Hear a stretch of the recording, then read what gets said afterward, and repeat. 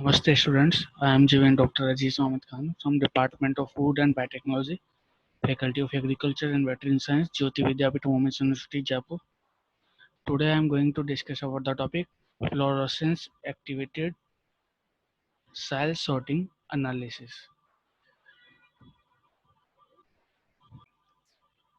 In the previous video we discussed about the flow cytometry which is related to forward scattering and side scattering.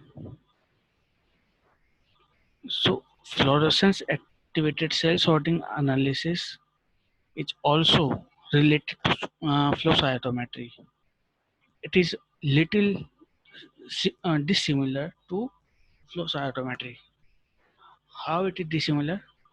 That in the fluorescence activated cell sorting (FACS), cells are sorted, means cells can be separated. But in the flow cytometry, they are analyzed only.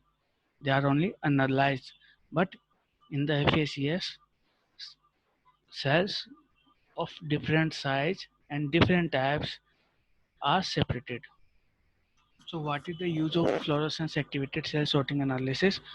Fluorescence activated cell sorting analysis is used in the separation and detection of some cells which are producing different kinds of proteins, enzymes.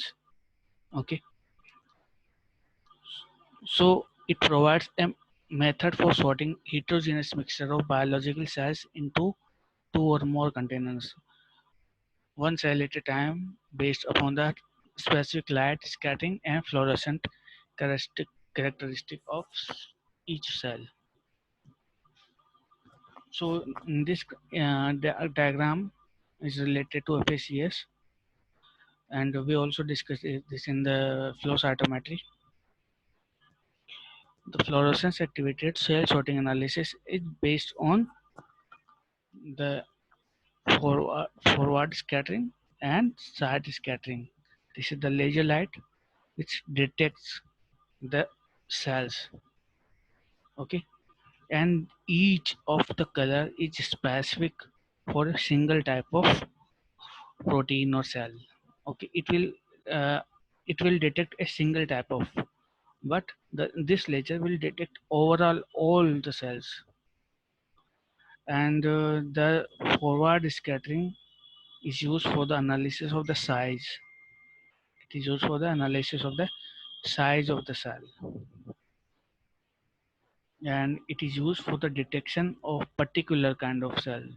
For example, I will say here that this color of light will detect this red color of cells, and this yellow color light will identify another cell, and this green color of fluorescence light will detect some another cell producing any kind of enzyme or protein. And there is a detector which is also present on these light. If they are detecting, then the detector will automatically detect that it has identified this cell. Okay, so what is the reason that we included this topic in immunology? The reason is that fluorescent is directly related to fluorescent color, and we know that these cells are not fluorescent. They cannot produce any kind of fluorescent color. Okay, so how this fluorescent light will detect this cell? How this fluorescent light will detect this cell, because it is not producing any kind of fluorescent color? So the answer is that we can bind these cells we can bind these cells to antibody any antibody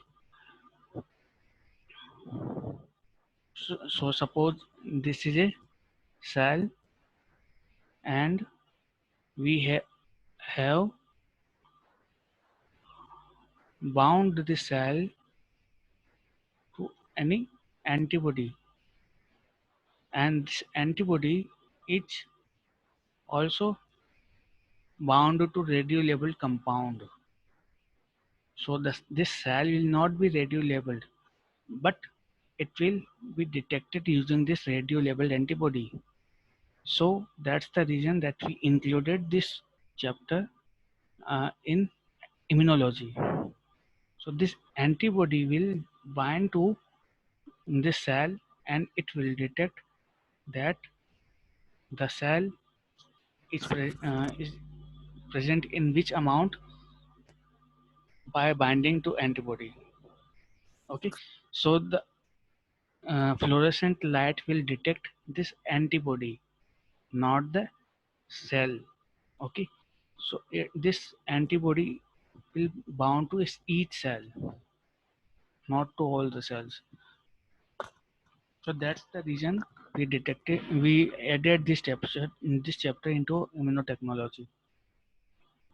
So what is the basic of a detection of fluorescent activated soul setting analysis? First, we have understood all the things, all the principle in our previous video, and now we will discuss that what is the basic of analysis of cell or protein in the FACS. So the first thing is that in the FACS, antibody are bound to each cell. Okay, antibody are bound to each cell. Okay, so in the cell suspension, we added the cells.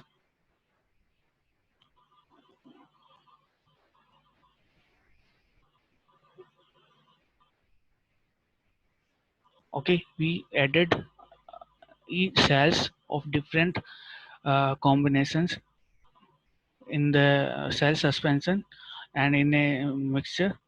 Then we apply a ultrasonic vibration to these cells. Okay, this ultrasonic vibration will cause the cells to move. Okay, and this site will ensure that only one single type of cell will pass through this point.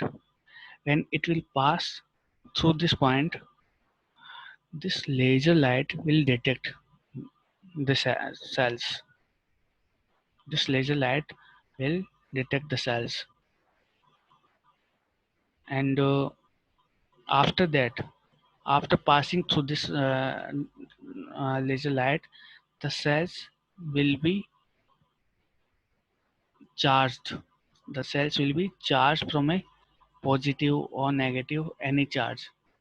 Okay, and they will be bound to any charged particles.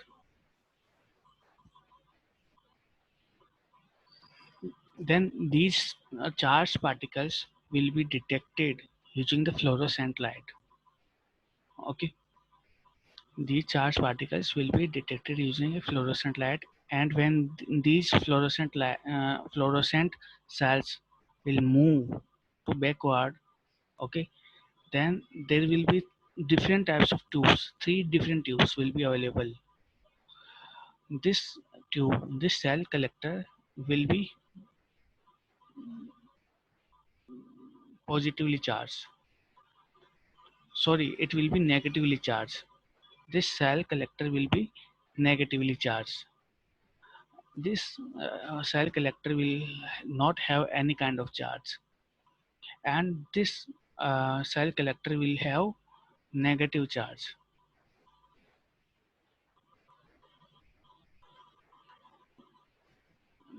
This cell collector tube will have negative charge. Okay, it will have negative charge. This cell collector will not have any charge, and this cell collector will have positive charge. So we know that positive charge will attract the negative charge. Okay, so this positively charged tube will attract these negatively charged tubes, so cells. So all the cells which are negatively charged will be collected in this tube, and all the cells which do not have any charge will be collected in this tube, and the cells which are positively charged will be collected in the tubes containing negative charge. So the sorting is the basic in the FACS method, which is based on the fluorescent light and the antibody binding. We can understand this FACS in this using this diagram. There are different types of cells. This red color, green color, and no color. Red color, green color, and no color.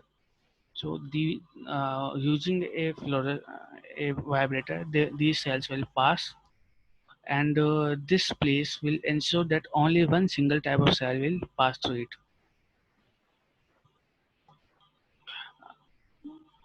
When these will pass through on the detector will detect these cells using the fluorescent light, and charge will be provided. Single type of charge will be provided to each cell. Some cells will be positively charged. For example, these green cells are positively charged. This is the empty cell, um, and red color will be negatively charged, and black colors of cells will not have any charge. So when these will be passed through the fluorescent light, these cells will be moved in different directions, and after moving into different directions, this green color all of cells which is positively charged will be collected in a tube containing negative charge, and this uh, black color of cells which do not have any charge, it will be collected in a tube which have no charge, and this red color of cells which are negatively charged will be collected in the tube containing positive charge.